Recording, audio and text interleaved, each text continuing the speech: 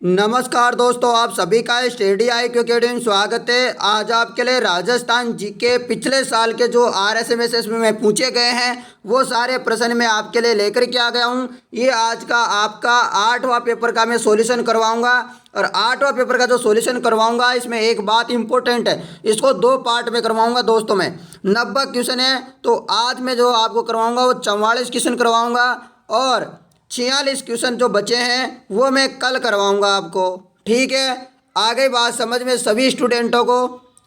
तो इसलिए इस वीडियो को कल भी देखना और आज भी देखना बहुत ज़रूरी है। और ये कौन सा पेपर है मैं बता दूं, जो 2019 में जनवरी में हुआ था, महिला सुपरवाइजर का जो पेपर हुआ था वो पेपर का सॉल्यूशन मैं आज इस वीडियो में करवाने वाला हूं। तो सभी विद्यार्थी बने रहें। चलिए अब शुरू करते हैं आज के इस वीडियो को। पहला प्रश्न आपके सामने स्क्रीन पे दिख रहा है। प्रश्न क्या है? और रोजाना 6 बजे होता है दोस्तों, ये क्लास 6 बजे होती है मित्रों, ये बात मैं पहले बता देता हूँ। तो प्रश्न है, निम्नलिखित में से किसका संबंध पूना में मी रेड की हत्या से था? तो दोस्तों यहाँ पर बताइएगा, रेड की हत्या से किसका संबंध था मित्रों? सभी का राइट आंसर चापेकर बंधु से। महाराष्ट्र के चापेकर बंधुओं यानी कि दामोदर एवं बालकृष्ण ने 1897 में पुणे में प्लेग कमिश्नर रेड और लेफ्टिनेंट एम हंस्ट की हत्या करके क्रांतिकारी संज्ञा हिंदू धर्म संघ से संबंध थे। तो ये आपको याद रखनी है मित्रों, कमिश्नर रेड और लेफ्टिनेंट एम हंस्ट की हत्या करके क्रांतिकारी संख्या हिंदू धर्म संघ से संबंध थे। ये बात आपको याद रखनी है। कौन थे वह? चापेकर बंधु। चापेकर बंधु का मतलब दामोदर और बाल कृष्ण। अगला मित्रों आपके लिए क्वेश्चन है, सैन फ्रांसिस्को सम्मेलन में UN चार्टर पर सदस्यों ने हस्ताक्षर किए थे। सैन फ्रांसिस्को सम्मेलन में UN चार्टर पर सदस्यों ने हस्ताक्षर किए। इसका जवाब होता है सभी स्टूडेंटों का 51। क्या हो जाएगा? 51। संयुक्त राष्ट्र संघ के चार्टर को अंतिम रूप देने के लिए USA यानी कि यूनाइटेड स्टेट अमीरात, ठीक है, अमेरिका ने सैन फ्रांसिस्को में 1945 ठीक है मित्रों में एक सम्मेलन का आयोजन किया जिसमें 50 देशों के प्रतिनिधियों ने भाग लिया। उस सम्मेलन में भारत भी शक्ति था यानी कि शामिल था। इस चार्टर पर 50 देशों के प्रतिनिधियों ने हस्ताक्षर किए। कुछ माह पश्चात पोलैंड ने इस पर हस्ताक्षर किया और वो भी मूल समाचार बन गया। संयुक्त राष्ट्र संघ की मूल संख्या कितनी है? 51 थी मित्रों। कितनी? 51 थी पोलैंड के बाद। अगला प्रश्न है आपके लिए, संयुक्त राष्ट्र संघ के चार्टर के किस अनुच्छेद में सदस्यता का जिक्र है? तो जिक्र किस में किया गया है? तो वो किया गया है दोस्तों अनुच्छेद 4 में, आर्टिकल 4 में। संयुक्त राष्ट्र संघ के चार्टर के अनुच्छेद 4 के प्रावधानों के तहत संयुक्त राष्ट्र में नए सदस्यों की सुरक्षा परिषद की संतुष्टि पर महासभा के 2/3 बहुमत से प्रवेश किया जाता है। तो उसमें भाग लेने के लिए 2/3 बहुमत हासिल करना जरूरी है। अगला प्रश्न, 1879 में मुंबई में आयोजित कांग्रेस अधिवेशन में महिलाओं ने भी भाग लिया। निम्न में से किस महिला ने इसमें भाग नहीं लिया? तो कौन सी महिला थी? वो थी दोस्तों सरला देवी चौधरानी। इन्होंने भाग नहीं लिया था, जबकि पंडिता रमाबाई, स्वर्ण कुमारी घोषाल, रमाबाई रनाडे, तो इन तीनों जो महिलाएं हैं इन्होंने भाग लिया था 1879 की महिला कांग्रेस अधिवेशन में। तो ये आपको याद रखना है। और इसकी अध्यक्षता में कौन थी? कांग्रेस का अधिवेशन विलियम वेडरबर्न की अध्यक्षता में मुंबई में आयोजित किया गया। तो अध्यक्षता किसकी थी? William Wedderburn. ठीक है, याद रखना कि अध्यक्षता किसने की थी 1879 में। ये बात भी आपके लिए बहुत जरूरी है मित्रों। अगला प्रश्न होता है हमारी तरफ, शिकागो में 1893 में आयोजित विश्व धर्म संसद में निम्न में से किसने भाग लिया? तो शिकागो में जो 1893 में आयोजित विश्व धर्म संसद में उसमें भाग किसने लिया था? तो उसमें जो भाग लिया था वो लिया था स्वामी विवेकानंद जी ने। किसने? स्वामी विवेकानंद जी ने। अमेरिका के शिकागो शहर में आयोजित विश्व धर्म सम्मेलन में स्वामी विवेकानंद ने 1893 में भाग लिया, जहां इन्होंने हिंदू धर्म पर भाषण देकर वहां भारतीय सभ्यता एवं संस्कृति का गौरवान्वित किया। भारत लौटने पर उन्होंने 1897 को अपने गुरु के नाम पर रामकृष्ण मिशन नामक संस्था की स्थापना की। इस संस्था का उद्देश्य मानवता की सेवा करना था। तो दोस्तों आपसे पूछा जा सकता है कि रामकृष्ण मिशन की स्थापना किसने की थी? तो हो जाएगा आंसर स्वामी विवेकानंद जी। ये बात आपको याद रखनी है, बहुत इंपॉर्टेंट है मित्रों। कब की थी? 1897 को। ठीक है, चलो अगले प्रश्न की तरफ बढ़ते हैं। प्रश्न है, चंपारण के किसानों का नेतृत्व करने के लिए महात्मा सॉरी मित्रों, चंपारण के किसानों का नेतृत्व करने के लिए गांधी जी को किसने आमंत्रित किया? तो दोस्तों चंपारण के किसानों का नेतृत्व करने के लिए गांधी जी को किसने बुलाया था, किसने न्योता दिया था? तो सही आंसर हो जाएगा इसका राजकुमार शुक्ला जी ने। चंपारण किसान आंदोलन गांधी जी के नेतृत्व में प्रथम सत्याग्रह आंदोलन था। बिहार के चंपारण में यूरोपीय नील बागान मालिकों ने किसानों के साथ एक समझौता किया था, जिसके तहत उन्हें अपनी कृषि योग्य भूमि के 3/20 भाग पर अनिवार्य रूप से नील की खेती करनी होती थी। उस पद्धति को हीनककिया पद्धति कहा जाता था। तो इस पद्धति को क्या कहते थे मित्रों? हीनककिया पद्धति कहा जाता था। उसी टिनमटिया पद्धति के विरोध में आंदोलन किया गया। राजकुमार शुक्ल नामक स्थानीय कृषक ने लखनऊ में गांधी जी से मुलाकात की तथा उनसे चंपारण आने का आग्रह किया। तब राजकुमार युक्त के आग्रह पर गांधी जी के चंपारण सत्याग्रह प्रारंभ किया गया। अंग्रेजों वे एक आयोग का गठन किया। गांधी जी जिसके सदस्य थे। आयोग ने किसानों की मांगों को सही ठहराया और उस क्षेत्र से 3 कटिया प्रणाली का अंत किया गया। तो ये बात आपको याद रखनी है कि गांधी जी को किसने बुलाया था? तो ये गांधी जी को बुलाया था राजकुमार शुक्ला जी ने। तो ये बात इम्पोर्टेंट है। ठीक है मित्रों, और जो पद्धति थी इसको क्या कहते हैं? हीनककिया पद्धति कहा जाता है। पूछा जा सकता है। अगला प्रश्न है मित्रों आपके लिए, किस देश को यूरोप का सिक्कमैन कहा जाता था? किस देश को यूरोप का सिक्कमैन कहा जाता था? दोस्तों ये आपके जेएन वगैरह के इनके एग्जाम में नहीं आएगा, फिर भी मैं आपको करवा देता हूँ जल्दी। तुर्की क्या हो जाएगा? तुर्की हो जाएगा इसका। मैं आपको पिछले सालों के पेपर करवा रहा हूँ। बात इसमें ध्यान रखना, जो आपके काम की उसको पढ़ लेना, नहीं तो आप स्किप करके उसके आगे चली जाएगा। ठीक है, आगे चला जाएगा करो, आपके सिलेबस में। और समझदार हो आप। दी इंडियन एसोसिएशन का संस्थापक कौन था? ठीक है, ये भी जेएन वाले विद्यार्थियों के नहीं आएगा। इसका सही आंसर है सुरेंद्र नाथ बनर्जी। ऑप्शन ए सही है। अगला प्रश्न होगा आपका।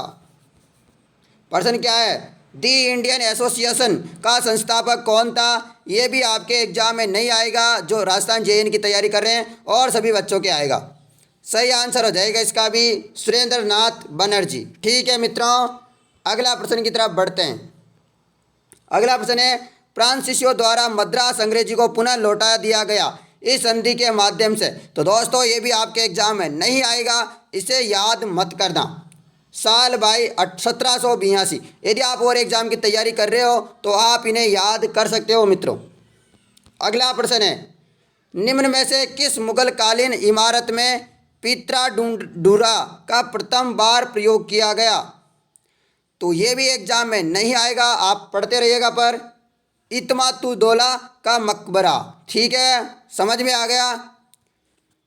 चलो दोस्तों, आप इनको कुछ प्रश्नों को देख लो, मैं करवा देता हूँ नॉलेज के लिए, आप याद रख लेना यार। ठीक है, कभी कभी एसएससी जेएन का एग्जाम दो तो उसके भी काम आ सकता है। 1857 के विद्रोह के समय जोधपुर के महाराजा कौन थे? ये काम आएगा आपके, ये काम आने वाला प्रश्न है। ठीक है, कौन थे? महाराजा तख्त सिंह। कौन थे? महाराजा तख्त सिंह, याद रख लेना, ये काम वाला है। अगला प्रश्न है आपके लिए, निम्नलिखित में से कौन चिरंजीवी संप्रदाय के संस्थापक है? तो निरंजनी संप्रदाय के संस्थापक कौन है? सभी को पता होगा। कौन है दोस्तों निरंजनी संप्रदाय के संस्थापक? संत हरिदास जी। कौन? संत हरिदास जी। संत हरिदास का जन्म नागौर जिले में हुआ। पूछा जा सकता है संत हरिदास जी का जन्म कहाँ हुआ? नागौर जिले में हुआ। इनका मूल नाम हरिशंक सांकला था। इन्होंने निरंजनी संप्रदाय स्थापित किया। इन्होंने ईश्वर को अलख निरंजन कहा। क्या ईश्वर को इन्होंने कहा अलख निरंजन। इन्हें कलयुग के वाल्मीकि कहा जाता है। संत हरिदास जी को जो है कलयुग का वाल्मीकि कहा जाता है। अगला प्रश्न है मित्रों आपके लिए। प्रश्न क्या है दोस्तों, निम्नलिखित में से कौन सा काल कालीबंगा सभ्यता से संबंधित है। प्रश्न आ सकता है, वेरी वेरी इंपॉर्टेंट प्रश्न है। ठीक है, किसी भर्ती की तैयारी कर रहे हो, कालीबंगा बहुत ज़्यादा इंपॉर्टेंट होता है दोस्तों। कालीबंगा का अर्थ होता है काली चूड़ियाँ। ठीक है, पता है क्या सही आंसर इसका बैठता है 2500 ईस्वी पूर्व से 1500 ईस्वी पूर्व। कालीबंगा का शाब्दिक अर्थ काले रंग की चूड़ियाँ। कालीबंगा सभ्यता का विकास हनुमानगढ़ जिले में घग्गर नदी के किनारे हुआ। इस सभ्यता का काल 2500 ईसा पूर्व से 1500 ईसा पूर्व तक माना जाता है मित्रों। 1952 में अमलानंद घोष, ठीक है दोस्तों, किसने खोज की थी 1952 में सबसे प्रथम बार 1952 में अमलानंद घोष ने खोज की थी। यहाँ प्रथम खोज की तथा बीबी लाल थापर, बीबी लाल और बीके थापर, बीबी लाल और बीके थापर दोनों याद रखना, बीबी से स्टार्ट होते हैं। यहाँ पर उत्खनन किया, इन्होंने जो क्या किया था उत्खनन किया। डॉक्टर दशरथ शर्मा के अनुसार कालीबंगा सिंधु सभ्यता की तीसरी राजधानी है। तो जो ये कालीबंगा है ये सिंधु सभ्यता की तीसरी राजधानी माना जाता है। पूछा जाएगा किसके अनुसार, डॉक्टर दशरथ शर्मा जी के अनुसार। यहाँ से सामगिरिया जुता हुआ खेत प्राप्त हुआ। यज्ञ वेदी तथा हवन कुंड के साक्ष्य भवन निर्माण में कच्ची ईंटों का प्रयोग, पराई ईंटों में दरार मिली है। जो सभ्यता के भूकंप से नष्ट होने का संकेत मिला, यानी कि भूकंप के जो प्रमाण मिले हैं वो भी कालीबंगा सभ्यता से मिले हैं, याद रख लेना। अगला प्रश्न भी बहुत अच्छा है, वेरी वेरी इंपॉर्टेंट है। जयपुर का कौन सा शासक 3 मुगल बादशाह जहांगीर, शाहजहां, औरंगजेब की सेवा में रहा, सेवा की और मेवा पाई। बताओ फटाफट से बताओ कौन है वह, सभी को पता होगा दोस्तों। मिर्जा राजा जय सिंह, मिर्जा राजा जय सिंह 3 मुगल बादशाहों जहांगीर, शाहजहां, औरंगजेब की सेवा की। शाहजहां ने जो जय सिंह को किसकी उपाधि दी, मिर्जा राजा की उपाधि दी। पूछा जाएगा दोस्तों, मैं 3-4 बार बता चुका हूँ। शाहजहां ने इसकी उपाधि दी थी मिर्जा राजा की। अगला प्रश्न है मित्रों आपके लिए, किस समाचार पत्र के माध्यम से विजय सिंह पतिंग ने बिजोलिया किसान आंदोलन को भारत में चर्चित बनाया। बताइएगा इसका जवाब क्या होगा। सही है इसका जवाब प्रताप नामक। बिजोलिया रियासत की स्थापना अशोक परमार ने की। ये भीलवाड़ा के ऊपरमाल पटारी क्षेत्र में स्थित है। बिजोलिया किसान आंदोलन 1897 से 1941 तक चला, यानी कि 44 ईयर्स तक सबसे अधिक दीर्घकाल अवधि तक चलने वाला भारत का अहिंसक किसान आंदोलन था। विजय सिंह पथिक ने इस आंदोलन को कानपुर से प्रकाशित होने वाले प्रताप समाचार पत्र के माध्यम से भारत में चर्चित बनाया। कहाँ से किया था दोस्तों, प्रताप समाचार पत्र का प्रकाशन कानपुर से। पूछा जाएगा कानपुर से किया था मित्रों। चलो अगला प्रश्न, अगला प्रश्न बहुत अच्छा है। प्रसिद्ध मांड गायिका को कला के क्षेत्र में योगदान के लिए 1982 में पद्मश्री से सम्मानित किया। किसे किया मित्रों, तो सभी को पता है इसका, अल्लाह जिलाई बाई। अल्लाह जिलाई बाई, बहुत अच्छा प्रश्न है। अल्लाह जिलाई बाई का जन्म बीकानेर जिले में हुआ। कहाँ हुआ मित्रों, बीकानेर जिले में हुआ। इन्होंने उस्ताद हुसैन बख्श से संगीत की शिक्षा ली। इन्होंने राजस्थान की मांड गायकों को सर्वोच्च शिखर पर पहुंचाया। मांड गायकी को देश विदेशों में लोकप्रिय बनाने के कारण इनको जब क्या मिला 1982 में जो है पद्मश्री पुरस्कार से सम्मानित किया गया। इसको याद रखना, किसको, अल्लाह जिलाई बाई। बहुत इंपॉर्टेंट है, हर परीक्षा में आता है ये प्रश्न, आपने भी देखा होगा। अगला प्रश्न है आपका बहुत अच्छा है। निम्न में से कौन सा लोक नृत्य होली पर नहीं किया जाता। तो होली पर कौन सा लोक नृत्य नहीं किया जाता, तो ये पणियारी नृत्य है, यह नहीं किया जाता। इसके अलावा गेर, नेजा, चंग नृत्य ये सब किए जाते हैं। पणियारी नृत्य कालबेलिया जनजाति का क्या है, नृत्य है, जो कि अवसर पर दिया जाता है। ठीक है, ये नहीं किया जाता है। तो पणियारी नृत्य ये किसका है, आज से पूछा जाए किस जनजाति का है, तो कालबेलिया जनजाति का है। अगला प्रश्न है और बहुत अच्छा है, वो प्रश्न भी आपका क्या है, प्रश्न है मित्रों सुमेलित करने वाला। पापू जी, कोलू, तेजाजी, खड़नाल, रामदेव जी, रामदेवरा, मल्लीनाथ जी, गागरोन। तो सभी को पता है इस प्रश्न का, मैं जहाँ तक विश्वास है सभी का राइट आंसर आएगा। दोस्तों पापू जी का जो है कोल्लू से संबंधित है। तेजा जी खड़दाल जन्म हुआ है। रामदेव जी रामदेवरा। मल्लीनाथ जी गागरोण नहीं है मित्रों। मल्लीनाथ जी मेवा नगर के शासक थे। कहाँ के थे मित्रों? मेवा नगर के शासक। इन्होंने पत्नी रूपांडे के कहने पर उदमसी भाटी को अपना गुरु बनाया। बाड़मेर में लूणी नदी के किनारे तिलवाड़ा में इनका मुख्य मंदिर है, जहाँ मल्लीनाथ पशु मेला लगता है। आपसे पूछा जाए मल्लीनाथ पशु मेला कहाँ लगता है? तिलवाड़ा में लगता है। और इनका यहाँ पर प्रमुख मंदिर भी है। और ये कहाँ के शासक थे? तो मेवा नगर के शासक थे। तो मल्लीनाथ जी के बारे में जो भी डिटेल थी मैंने बता दी है आपके लिए। अगला प्रश्न होता है आपके लिए, राजस्थान के किस ऐतिहासिक धरोहर को यूनेस्को की वर्ल्ड हेरिटेज सूची में शामिल नहीं किया गया? तो किसे नहीं किया गया मित्रों? जंतर मंतर, वेधशाला, कुंभलगढ़ का किला, चित्तौड़गढ़ का किला, आमेर की हवेलियाँ। सभी को पता है आमेर की हवेलियों को जो है अभी तक यूनेस्को की धरोहर में वर्ल्ड सूची में शामिल नहीं किया, जबकि चित्तौड़गढ़ को कर लिया, जंतर मंतर, कुंभलगढ़, इन सबको कर लिया है। यूनेस्को की वर्ल्ड हेरिटेज में 2013 राजस्थान के 6 किलों को शामिल किया गया। चित्तौड़ का किला, कुंभलगढ़ का किला, गागरोन का किला, जैसलमेर का किला, रणथंभौर का किला और आमेर का किला 2010 में शामिल किया गया था। जंतर मंतर को जयपुर को। उसके अलावा गना पक्षी अभ्यारण्य, गना पक्षी बिहार कहाँ पर है? भरतपुर को। इसको भी शामिल किया था 2010 में। तो आपको पता है 6 याद रखने, 2013 में शामिल किया था। अगला प्रश्न, 2 मुँह का चूहा व बहुत प्रकार के बर्तनों के साथ सिलबट्टा व पेन निम्नलिखित में से किस स्थान से खुदाई में मिले? तो ये इसका जवाब क्या होगा? इसका जवाब है आहड़। क्या हो जाएगा? आहड़। इसका उत्खनन आपके कालीबंगा के जस्ट बाद हुआ। आहड़ सभ्यता उदयपुर की खोज 1953 में अक्षय कीर्ति व्यास ने की थी तथा इसका उत्खनन HD सांकलिया ने किया था। इस सभ्यता को बनास की सभ्यता, आगाटपुर की सभ्यता, धूलकोट के नाम से जाना जाता है। यहाँ पर तांबे के बड़े बड़े ढेर मिले हैं, इसलिए इसे ताम्रवती नगरी भी कहते हैं। यहाँ से 2 मुँह का चूहा, बर्तन, सिलबट्टा, पेन, तांबे की कुल्हाड़ियाँ, काले रंग के मर्तबान, 6 यूनानी मुद्राएं यहाँ पर प्राप्त हुई है। तो ये याद रखना सभी के लिए वेरी वेरी इम्पोर्टेंट है।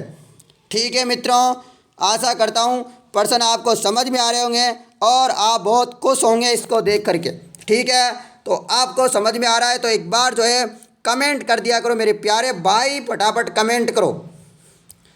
अगला प्रश्न है आपके लिए और वो भी शानदार प्रश्न। मेवाड़ नरेश राणा अमर सिंह एवं राणा कर्ण सिंह की छत्रियाँ यानी कि स्मारक अवस्थित है, कहाँ पर है? सभी को पता है आहड़ उदयपुर में है। कहाँ है? आहड़ उदयपुर में। आहड़ उदयपुर में सिसोदिया राजवंश की छत्रियाँ अवस्थित हैं। उन्हीं छत्रियों में राणा अमर सिंह, राणा करण सिंह की छत्रियाँ हैं। इन छत्रियों को माँ सतियाँ भी कहा जाता है। जबकि महाराणा सांगा की छत्री कहाँ है मित्रों? मांडलगढ़ भीलवाड़ा में है मित्रों। राणा प्रताप की कंबों की छत्री, राणा प्रताप की जो है 8 कंबों की छत्री है ना मित्रों, बारडोली उदयपुर में है। एवं उदय सिंह की छत्री गोगुंदा उदयपुर में। तो 3 छत्रियाँ अलग से याद कर लेना। राणा सांगा की मांडलगढ़ भीलवाड़ा में, महाराणा प्रताप की बारडोली उदयपुर में और उदय सिंह जी की जो कहाँ है? गोगुंदा उदयपुर में है। तो दोस्तों उदय सिंह से याद रखने वाली बढ़िया बात है कि उनका नाम भी उदयपुर है और उदय सिंह है। ठीक है, गोगुंदा। ये इतनी सी याद रख लेना, बहुत अच्छा रहोगे, खुश रहोगे, याद करोगे तो। अगला प्रश्न, निम्नलिखित में से किसका लेखक वीरबाण था? किसका लेखक वीरबाण था? तो यह था राज रूपक का लेखक। वीरबाण जोधपुर के महाराज अभय सिंह के दरबारी कवि थे। इन्होंने राज रूपक नामक ग्रंथ की रचना की। अगला प्रश्न है मित्रों आपके लिए, प्रसिद्ध मीनाकारी थेवा कला का संबंध किस स्थान से है? तो किस स्थान से है मित्रों? सभी का आंसर है जयपुर सॉरी दोस्तों, प्रतापगढ़ से। प्रसिद्ध मीनाकारी थेवा कला का संबंध किस स्थान से है? प्रतापगढ़ से। प्रतापगढ़ की थेवा कला प्रसिद्ध है। इसमें रंगीन कांच पर सोने का सूक्ष्म चित्रांकन किया जाता है। ठीक है, आ गई समझ में। अगला प्रश्न है आपका, बिश्नोई संप्रदाय के प्रवर्तक कौन थे? बिश्नोई संप्रदाय के प्रवर्तक तो ये थे दोस्तों संत जाम्बोजी। कौन? संत जाम्बोजी का जन्म पीपासर नागौर में हुआ। इन्होंने 1485 में समरातल बीकानेर में बिश्नोई संप्रदाय जो है स्थापित किया तथा इनकी प्रमुख पीठ मुकाम बीकानेर में है। इन्होंने 29 20 + 29 यानी कि 20 का मतलब 20 + 9 मतलब 9 लगा दो, तो इन्होंने 29 याद रखने की ट्रिक है। 29 20 + 9 यानी कि 29 उपदेश दिए जिनका पालन करने वाले बिश्नोई कहलाए। अगला प्रश्न है आपके लिए, बहुत अच्छा है। क्या है? सर वीटी कृष्णामाचारी किस राज्य के दीवान थे? सर वीटी कृष्णामाचारी किस राज्य के दीवान थे? तो दोस्तों ये दीवान थे जयपुर के। वीटी यानी कि वांगल वेटकाचारी कृष्णमाचारी की कांग्रेस के प्रसिद्ध नेता थे। दोस्तों किसके नेता थे? कांग्रेस के प्रसिद्ध नेता थे। बड़ौद एवं जयपुर रियासत के दीवान रहे तथा उनके बाद 1961 से 69 तक राज्यसभा के सदस्य भी रहे। तो ये बात आपको याद रखनी है, वेरी वेरी इंपॉर्टेंट। अगला प्रश्न है आपके लिए, बहुत अच्छा। निम्नलिखित में से कौन सा आकर्षण पर्यटन केंद्र करौली जिले में स्थित नहीं है? तो करौली जिले में कौन सा नहीं है मित्रों? बताओ फटाफट से कमेंट करके। तो नाहर सागर जो है करौली में नहीं है। इसके अलावा तिमनगढ़ दुर्ग, रामथरा दुर्ग, मंडरायल दुर्ग ये कहाँ है? करौली जिले के स्थित है। ठीक है मित्रों, अगला प्रश्न है, और जो यहाँ पर जो देख रहे होंगे आप नाहर सागर कुंड, ये कहाँ है? आपके सवाल आया होगा कहाँ है? तो ये है दोस्तों कहाँ? जहाँ पर मैं रहता हूँ। कहाँ रहता हूँ मैं कहाँ का हूँ पता है क्या? नहीं है ना? बूंदी का। तो बूंदी में है दोस्तों नाहर सागर कुंड। ठीक है, अगला प्रश्न है मित्रों आपके लिए, निम्नलिखित क्षेत्रों में से लिम्बाराम प्रसिद्ध नाम किससे संबंधित है? लिम्बाराम प्रसिद्ध नामक किससे संबंधित है? तो 27 का सही है, खेत से। लिम्बाराम का जन्म 1971 राजस्थान के उदयपुर जिले में हुआ। इनका खेल क्षेत्र तीरंदाजी खेल है दोस्तों। इनका खेल तीरंदाजी क्षेत्र है। तीरंदाजी के क्षेत्र में भारत के प्रथम तीरंदाज है। इनको महाराणा प्रताप अवार्ड, अर्जुन पुरस्कार से सम्मानित किया गया है। अगला प्रश्न है मित्रों आपके लिए, राजस्थान की कौन सी विख्यात लोक देवी का संबंध चूहों से है? यानी कि चूहे रहते हैं वहाँ पर। तो दोस्तों वह है करणी माता। करणी माता का मंदिर कहाँ है? देशनोक बीकानेर में स्थित है। ये राठौड़ों की आराध्य देवी। किसकी मित्रों? राठौड़ों की आराध्य देवी कौन है पूछा जाए? करणी माता, जिसका मंदिर है देशनोक में। इनका मंदिर मठ कहलाता है। तो जो है माता का जो मंदिर है वो क्या कहलाता है? ये मतलब राठौड़ों की आराध्य देवी का वह कहलाता है मठ कहलाता है। इनके मंदिर में चूहे मिलते हैं जिन्हें काबा कहते हैं। दोस्तों क्या कहते हैं? काबा कहा जाता है मित्रों। बहुत सारी किताबों में गलत भी मिल जाता है, ठीक है, तो आपको याद रखना है काबा कहा जाता है मित्रों। देशनोक के आधुनिक मंदिर का निर्माण महाराणा गंगा सिंह ने करवाया। तो इसका निर्माण किसने करवाया था मित्रों? महाराजा गंगा सिंह ने करवाया था। अगला प्रश्न है आपका, निम्नलिखित में से कविराज श्यामल दास द्वारा रचित कृति कौन सी है? तो इनके द्वारा कौन सी कृति है सभी को पता होगा, तो वह है वीर विनोद ग्रंथ जो थे उनकी रचना की थी कवि राजा श्यामल दास ददीवाड़िया ने। ठीक है, कवि राजा श्यामल दास का जन्म कहाँ हुआ? तो दोस्तों इनका जन्म हुआ था मेवाड़ के छताली वाड़ा गाँव में। ठीक है, गाँव भी अजीब गजीब है दोस्तों, छताली वाड़ा गाँव में। ये मेवाड़ के महाराजा सज्जन सिंह के क्या थे? दरबारी कवि थे। महाराणा सज्जन सिंह ने ही इन्हें कवि राजा की उपाधि प्रदान की तथा अंग्रेजों द्वारा इन्हें केसर ए हिंद की उपाधि दी गई। श्यामल दास ने वीर विनोद नामक ग्रंथ की रचना की जिसमें मेवाड़ का इतिहास था इनके पन्नों में। अगला प्रश्न है, निम्न में से राजस्थान की ताम्र युगीन सभ्यता में सबसे प्रमुख सभ्यता कौन सी है? तो अभी तो मैंने बताया था आहड़ सभ्यता उदयपुर की है। ठीक है, इसके बारे में मैंने और सारी चीज़ें आपको बता ही दी है। ठीक है, आप ज़्यादा दोबारा डिटेल बताने की ज़रूरत है क्या? नहीं है ना? ठीक है, अगला प्रश्न है आपके लिए, राजस्थान के किस जिले में गणेश्वर स्थल स्थित है? तो गणेश्वर कहाँ है मित्रों? गणेश्वर नीम का थाना, पता है क्या कहाँ है? सीकर में। गणेश्वर सभ्यता नीम का थाना सीकर की खोज 1977 में। कब? 1977 में। आरसी चंद्र अग्रवाल ने, RC अग्रवाल ने, ये भी याद रख सकते हो यार, रमेश चंद्र अग्रवाल भी याद रख सकते हो। ये स्थल कांतली नदी के किनारे दोस्तों, ये स्थल कहाँ है, गणेश्वर सभ्यता कहाँ है, कांतली नदी के किनारे। इस सभ्यता को ताम्रयुगीन सभ्यताओं की जननी माता कहा जाता है, मम्मी कहा जाता है। यहाँ से 99% तक शुद्ध है क्या, तांबा। यहाँ से हड़प्पा और मोहनजोदड़ो को तांबों की जो है सप्लाई की जाती थी, आपूर्ति की जाती थी, निर्यात किया जाता था दोस्तों। यहाँ के निवासियों ने पत्थर के आवास बनाए। किसके घर बनाए, पत्थर के घर बनाए। अगला प्रश्न, बागोर सभ्यता किस नदी के किनारे पर अवस्थित थी। तो बागोर सभ्यता जो थी वह कोटारी नदी के, किसके, कोटारी नदी के किनारे। बागोर सभ्यता भीलवाड़ा जिले में कोटारी नदी के किनारे अवस्थित है। इसका उत्खनन BN मिश्र ने किया। यहाँ से पशुपालन के प्राचीनतम साक्ष्य प्राप्त हुए।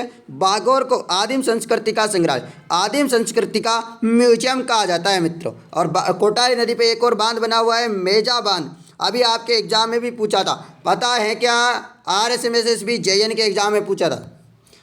अगला प्रश्न है आपके लिए, बेराट प्राचीन भारत में किस जनपद की राजधानी थी। बेराट प्राचीन भारत में किस जनपद की राजधानी थी। सही जवाब है मत्स्य। क्या हो जाएगा, मत्स्य। बेराट यानी कि विराट नगर प्राचीन में मत्स्य जनपद की राजधानी था। अगला प्रश्न है आपके लिए, कौन से महीने में तीज का त्यौहार मनाया जाता है। तो तीज का त्यौहार एक तो भादवा में मनाते हैं और एक बैसाख में मनाते हैं। तो ऑप्शन में क्या दिख रहा है, बैसाख दिख रहा है। तो सही आंसर भी आपका क्या होता है, बैसाख होता है दोस्तों। बैसाख गलत है दोस्तों, गलत है, बैसाख एकदम गलत है, श्रावण होगा। भादवा और श्रावण में तो होता है दोस्तों। श्रावण शुक्ल तृतीया को जयपुर में जो है तीज मनाई जाती है, छोटी तीज मनाई जाती है, पता है क्या, पता है ना, तो बहुत अच्छा। फिर बैसाख क्यों कर रहे थे। अगला प्रश्न, धौलागढ़ देवी का मेला राजस्थान के किस जिले से जुड़ा है। धौलागढ़ देवी का मेला राजस्थान के किस जिले से जुड़ा है। सही आंसर है अलवर। अलवर जिले के कटुम्बर उपखंड क्षेत्र की ग्राम पंचायत बहतुकला में धौलागढ़ देवी का मंदिर स्थित है, यहीं पर उसका मेला लगता है। अगला प्रश्न है आपके लिए, निम्न में से कौन सा वस्त्र राजस्थान में प्रतिष्ठा का सूचक माना जाता है। तो कौन सा वस्त्र जो है प्रतिष्ठा का सूचक माना जाता है। तो बहुत अच्छा प्रश्न है। और गांव में देखा होगा दोस्तों, कभी पगड़ी को नीचे नहीं होने दिया जाता है, किसके सामने भी, ठीक है, पगड़ी एकदम सही आंसर है। सापा बोलते हैं, पगड़ी सापा, पता है क्या, ऊपर जो बांध लेते हैं सिर पे, बड़े बुजुर्ग बांधते हैं, आजकल के अपने जैसे तो कोई कौन बांधे। कुंभलगढ़ दुर्ग का शिल्पी कौन था। तो कुंभलगढ़ दुर्ग का जो शिल्पी था किसकी देखरेख में बनाया गया था, इसको मंडन की देखरेख में। कौन, मंडन। कुंभलगढ़ दुर्ग राजसमंद में है दोस्त, कहाँ है, राजसमंद में। का निर्माण महाराणा कुंभा ने रानी कुंभल देवी की स्मृति में, याद में 1448 से 1458 शिल्पी मंडन की देखरेख में करवाया। इस दुर्ग के भीतर एक भव्य दुर्ग है दोस्तों, जो है क्या था, महाराणा कुंभा का जो है शरण स्थल था, यानी कि रहने का स्थल था। उसको क्या कहते हैं, कटारगढ़, सबसे ऊंचा है, जिसे मेवाड़ की आंख कहा जाता है। क्या कहा जाता है, मेवाड़ की आंख कहा जाता है मित्रों, ठीक है। बात आगे समझे, बहुत बार पूछा जाता है कटारगढ़ के बारे में। तारकसी के आभूषण के लिए राजस्थान का कौन सा स्थान प्रसिद्ध है। तारकसी के आभूषण के लिए राजस्थान का कौन सा स्थान प्रसिद्ध है। तो वह स्थान है नाथद्वारा। नाथद्वारा में तारकसी के आभूषण के लिए राजस्थान के राजसमंद जिले के नाथद्वारा प्रसिद्ध है।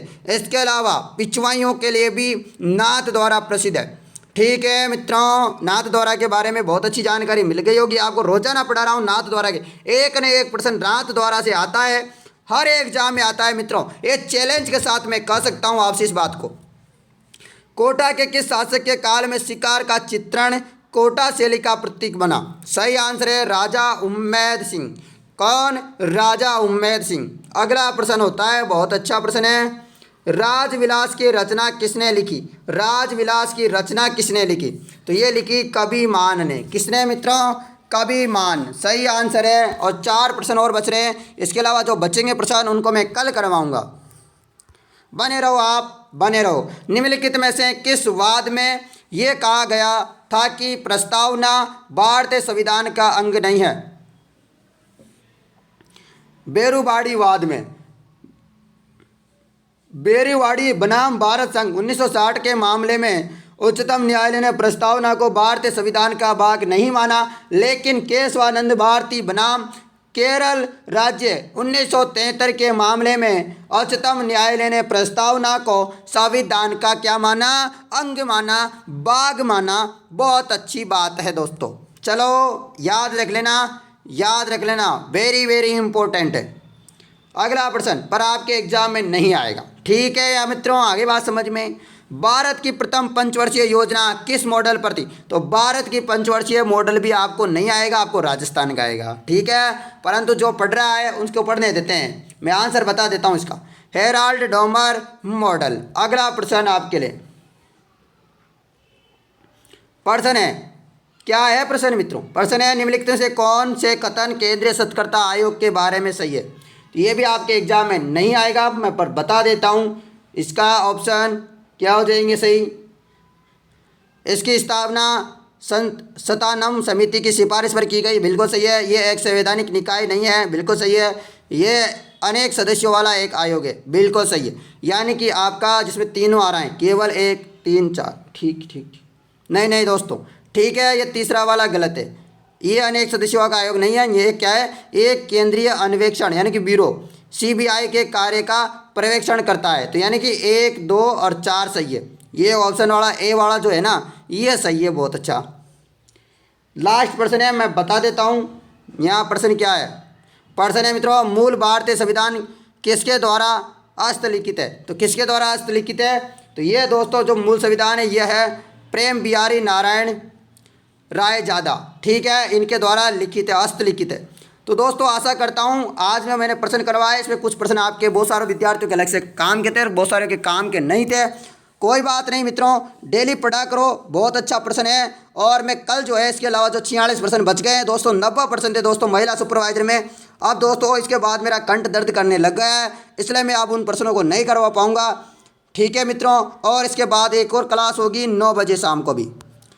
तो 9 बजे जो क्लास होगी ना, उसमें आना, टेस्ट देना, देखना कि आपके कितने नंबर आ सकते हैं। क्लास संस्कृति के प्रश्न मैं वहाँ पर करवा रहा हूँ। यदि आप में दम है तो आप उनमें से जो है, मैं लगभग 40-50 क्वेश्चन करवाता हूँ, उसमें 4-5 क्वेश्चन गलत नहीं होने चाहिए आपके, और सब सही होने चाहिए। बहुत अच्छा दोस्तों, पेपर में जो सेट करता हूँ वो बहुत अच्छा है दोस्तों, मैं देख के एक बार चकित रह जाता हूँ कि बहुत अच्छा है दोस्तों ये, ठीक है। आपको हेल्पफुल रहेगा और आने वाले जो भविष्य में आपके कोई भी एग्ज़ाम है तो उसको फाइट कर पाएंगे, उसे पास कर पाएंगे, और आप जो है भविष्य के एक गवर्नमेंट एम्प्लॉय होंगे। ये मैं मनोकामना आपको आशा करता हूँ आप सभी विद्यार्थियों से, और भगवान से भी आशा रखता हूँ कि आपका जो है ये काम ज़रूर करें। धन्यवाद मित्रों।